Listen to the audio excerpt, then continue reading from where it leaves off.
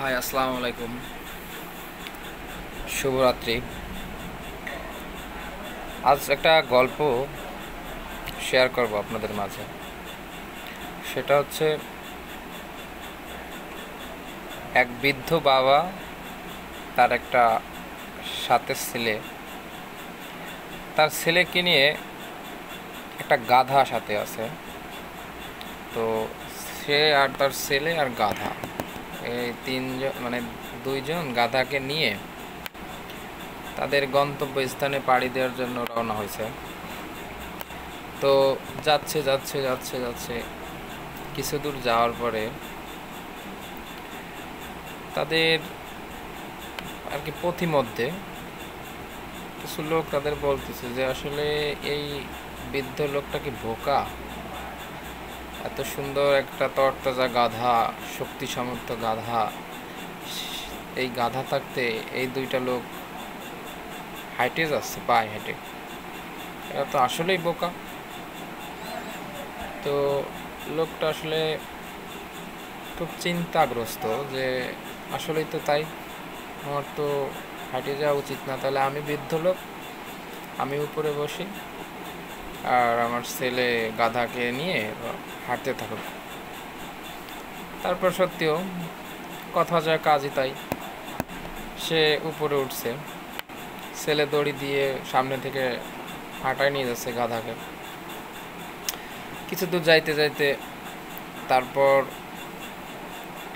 অন্য কিছু লোক রাস্তার পাশে দাঁড়ানো, তারা আবার দেখে বলতেছে এবং তারা আর কি মস্করা করে বলতেছে যে এই লোকটা কত নির্দয়, সে তার বাচ্চা ছেলেকে দিয়ে গাধারে সামনের থেকে টানতেছে আর নিজে আরাম করে বসে যাচ্ছে। তো লোকটা এই কথা শুনে খুব মন খারাপ করছে। তারপর সে আবার নামে পড়ছে গাধার পিঠ থেকে। নামার পরে এখন ছেলে গাধার উপরে উঠাইছে, নিজে সামনে থেকে গাধারে টানিয়ে নিয়ে যাচ্ছে মানে তার গন্তব্যে। আবার কিছু দূর যাওয়ার পরে তারপর তার এই চলার পথিমধ্যে অন্য কিছু লোক বলতেছে যে এই ছেলেটা কত খারাপ, বুড়ো বাপটা তারে দিয়ে গাধারে হাঁটাইয়ে টানাচ্ছে আর এই বাচ্চাটা আরাম করতেছে বসে। এখন লোকটা আবার চিন্তাগ্রস্ত যে আমি নিচে থেকে টানতেছি, তাতেও মানুষের সমস্যা, আবার ছেলেরে না নিলেও সমস্যা, কি করি? দুইজনই চাইপে বসে, এখন যাচ্ছে দুইজন আরাম করেই যাচ্ছে।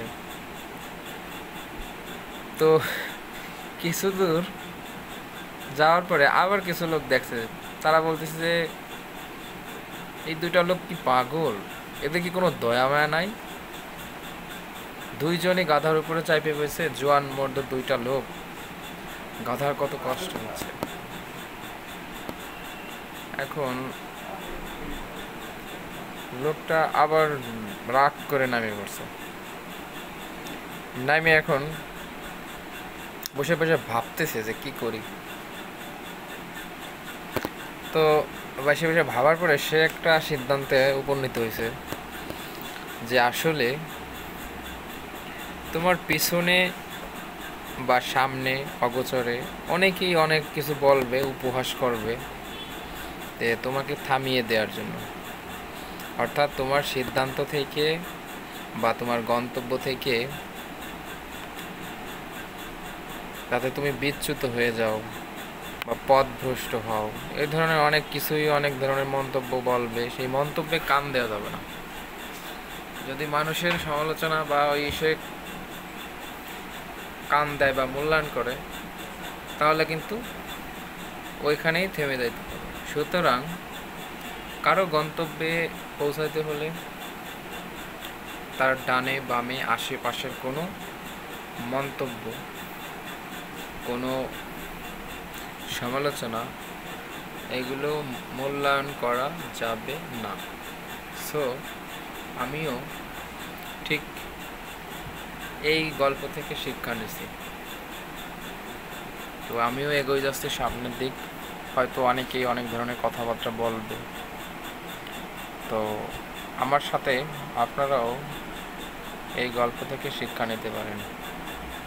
পিছনে অনেকেই অনেক কিছু বলবে, কারো কথায় কান দেওয়া যাবে না। নিজের টার্গেট ফিল আপ করার জন্য,